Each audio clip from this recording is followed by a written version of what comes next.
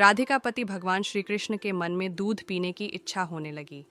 तब भगवान ने अपने वाम भाग से लीलापूर्वक सुरभि गौ को प्रकट किया। उसके साथ बछड़ा भी था, जिसका नाम मनोरथ था। उस सवात्सा गौ को सामने देख श्री कृष्ण के पार्षद सुदामा ने एक रत्नमय पात्र में उसका दूध दुहा और उस सुरभि से दुहे गए स्वादिष्ट दूध को स्वयं भगवान श्री कृष्ण ने पिया। मृत्यु तथा बुढ़ापा हरने वाला वह दुग्ध अमृत से भी बढ़कर था। सहसा दूध का वह पात्र हाथ से छूटकर गिर पड़ा और पृथ्वी पर सारा दूध फैल गया। उस दूध से वहां एक सरोवर बन गया, जो गोलोक में क्षीर सरोवर के नाम से प्रसिद्ध हुआ। गोपिकाओं और श्री राधा के लिए वह क्रीड़ा सरोवर बन गया। उस क्रीड़ा सरोवर के घाट दिव्य रत्नों द्वारा निर्मित थे। भगवान की इच्छा से उसी समय असंख्य कामधेनु गौएं प्रकट हो गईं। जितनी वे गौएं थीं, उतने ही बछड़े भी उस सुरभि गौ के रोमकूप से निकल आए। इस प्रकार उन सुरभि गौ से ही गौओं की सृष्टि मानी गई है। भगवान श्री कृष्ण सांदीपनि मुनि के आश्रम में विद्याध्ययन के लिए गए। वहां उन्होंने गौ सेवा की। भगवान श्री कृष्ण को केवल गायों से ही नहीं, अपितु गोरस, दूध, दही, मक्खन आदि से अद्भुत प्रेम था। श्री कृष्ण द्वारा 11 वर्ष की अवस्था में मुष्टिक, चाणूर, कुवलयापीड़ हाथी और कंस का वध गोरस के अद्भुत चमत्कार के प्रमाण हैं। और इसी गोदुग्ध का पान कर भगवान श्री कृष्ण ने दिव्य गीता रूपी अमृत संसार को दिया।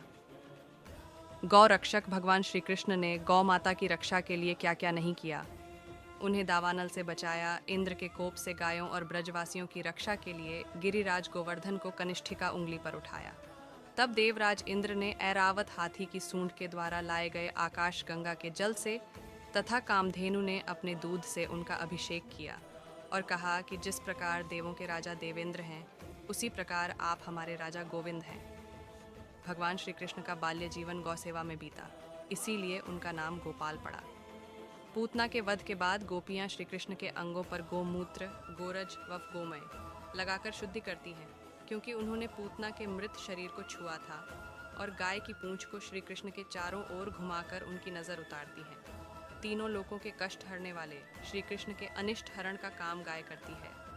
जब जब श्री कृष्ण पर कोई संकट आया, नंद बाबा और यशोदा माता ब्राह्मणों को स्वर्ण, वस्त्र तथा पुष्पमाला से सजी गायों का दान करते थे। यह है गौ माता की महिमा और श्री कृष्ण के जीवन में उनका महत्व। नंद बाबा के घर सैकड़ों ग्वाल बाल सेवक थे, पर श्री कृष्ण गायों को दुहने का काम भी स्वयं करना चाहते थे।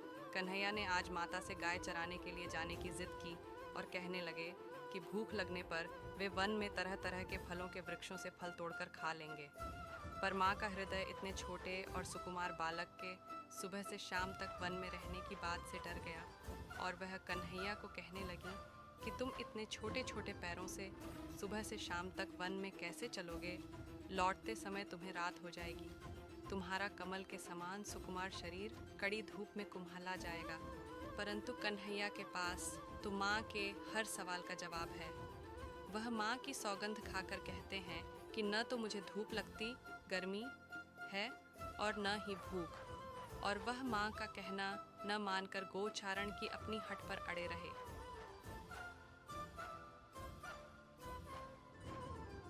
मोर मुकुट, वनमाली, पीतांबरधारी श्री कृष्ण यमुना में अपने हाथों से मल मल कर गायों को स्नान कराते, अपने पीतांबर से ही गायों का शरीर पोंछते, सहलाते और बछड़ों को गोद में लेकर उनका मुख पुचकारते और पुष्पगुच्छ गूंजा आदि से उनका श्रृंगार करते। तृण एकत्र कर स्वयं अपने हाथों से उन्हें खिलाते। गायों के पीछे वन वन व नित्य नंगे पांव, कुश, कंकड़, कंटक सहते हुए उन्हें चराने जाते थे।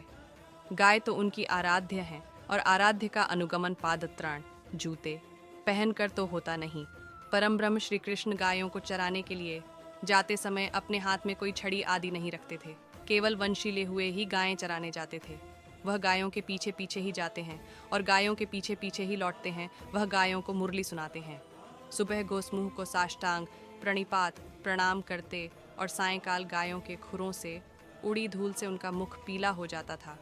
इस अद्भुत दृश्य को देखने के लिए देवी देवता अपने लोकों को छोड़कर ब्रज में चले आते और आश्चर्यचकित रह जाते कि जो परम ब्रह्म श्री कृष्ण बड़े बड़े योगियों के समाधि लगाने पर भी ध्यान में नहीं आते, वे ही श्री कृष्ण गायों के पीछे पीछे नंगे पांव वनों में हाथ में वंशी लिए घूम रहे हैं। मोहन गायें चरा कर आ रहे हैं। उनके मस्तक पर नारंगी पगड़ी है जिस पर मयूर पिच्छ का मुकुट लगा है। मुख पर काली काली अलकें बिखरी हुई हैं जिनमें चंपा की कलियां सजाई गई हैं। गोप बालकों की मंडली के बीच मेघ के समान श्याम श्री कृष्ण रसमयी वंशी बजाते हुए चल रहे हैं और सखा मंडली उनकी गुणावली गाती चल रही है। गेरू आदि से चित्रित सुंदर नट के समान भेस में ये नवल किशोर मस्त चलते हुए आ रहे हैं। चलते समय उनकी कमर में करधनी के किंकणी और चरणों के नुपुरों के साथ गायों के गले में बंधी घंटियों की मधुर ध्वनि सब मिलकर कानों में मानो अमृत घोल रहे हों।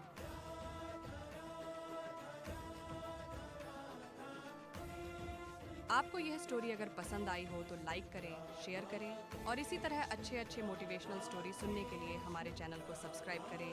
धन्यवाद।